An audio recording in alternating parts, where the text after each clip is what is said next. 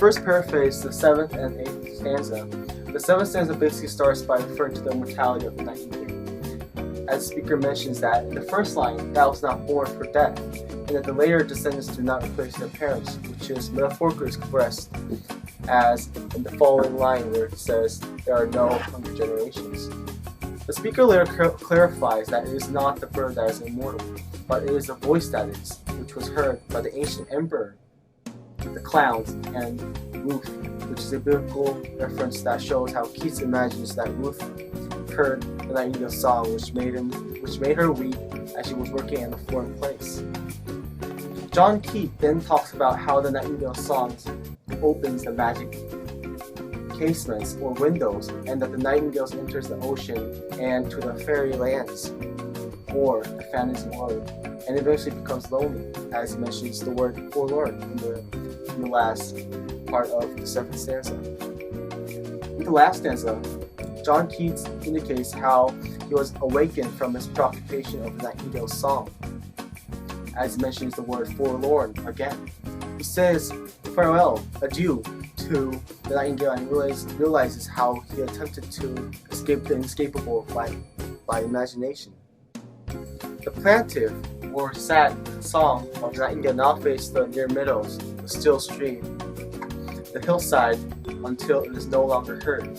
After undergoing the intense preoccupation, he is confused whether it was a vision or a waking dream, or in other words, whether it was reality or not. He is even confused that the nightingale's world is reality and the real world was just a dream. In terms of the tone, John Keats at the first stanza maintains a tone of praising as he comments on the immortality of the nightingale's song, which has endured generations to generations, and as he enters the last stanza, he shifts to a lamenting tone as he conjures up the word forlorn, which awakened him from his daydream. This attitude of bemoaning is also evident as he later expresses denial of reality in the last 2 lines of the last stanza.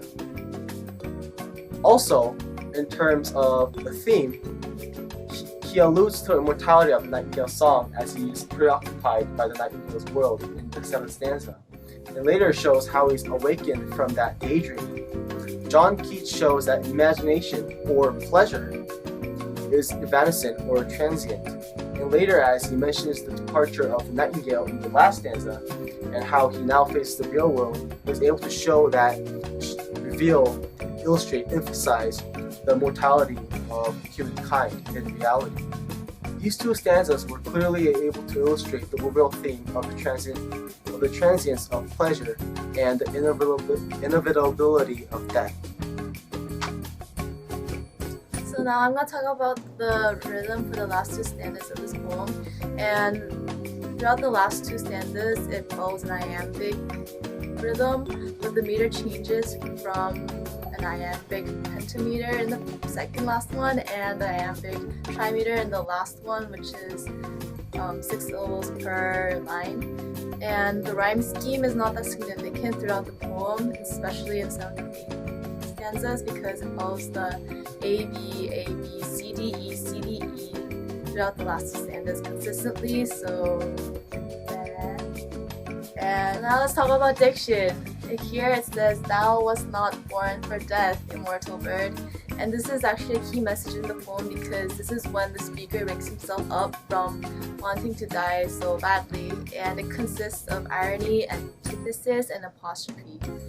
Now let's talk about imagery. He says, forlorn, the very word is like a bell, to toll me back from thee to my soul's self. Here, simile and metaphor are used to allow the audience to imagine the scene, and he uses like to compare the scene with the bell. And the point of view actually does not shift throughout the last 2 stanzas. The speaker remains as the same person, however he seems more awake and alerts himself from the thought of wanting to die so badly. Paradox plays an interesting role in this poem, contrasting different ideas about the nightingale in particular.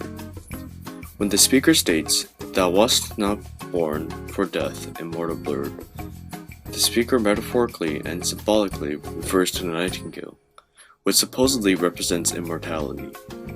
However, when referring to the immortality of the nightingale, the speaker is referring to the voice which is immortal, not necessarily the nightingale. Symbols are also used pervasively throughout this poem, but ultimately coalesce in the end to emphasize the presence of the nightingale. The nightingale is a symbol of immortality and beauty, which contrasts highly with the world around us. A symbol of the supposedly immortal nightingale leaving is present in lines 71 and 73, where the exclamatory phrases show the speaker's desperation as the nightingale leaves. Caesuras and stops and enjambment are used consistently throughout the last two stanzas, as indicated in the text. These punctuations help create rhythm and a sense of emotion in the poem, especially the portion where exclamatory phrases are used.